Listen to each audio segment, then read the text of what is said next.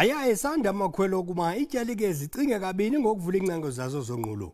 Ukuqala ngomhla wokuqala kule nyanga Iityalike zivumelekile ukuba zivulwe emva kokuba umongameli Cyril Ramaphosa ebhengeze ukuba iindibano zonqulo zizakuvumeleka phantsi kwesigaba sesithathu seLockdown.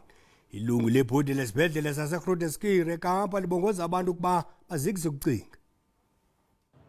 Isibhedlele saseGrooteskier sinyanga abantu abayi-143 abosuleleke intsholongwane ye-corona. Ilungu lebhodi yesibhedlele ugqirha Zamir Bray lithi zimbalwa kakhulu iibhedi zogoyana nabo bagula ngamandla. Ugqirha Bray ubongoze amabandla ukuba aqinisekise ukuba kulandelwa yonke imiqathango yokhuseleko ngaphambi kokuba kubuyelwe ezinkonzweni. Several hundred healthcare workers have been infected already in the Western Cape alone. Many of whom have been infected in healthcare facilities and hospitals where the best precautions are being implemented.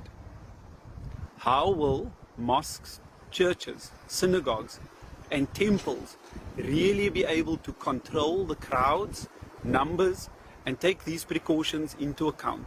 Ibandla laseKapa lamatshetshi libongoze amarhamente kuba akhonzele ezindlini okwangoku.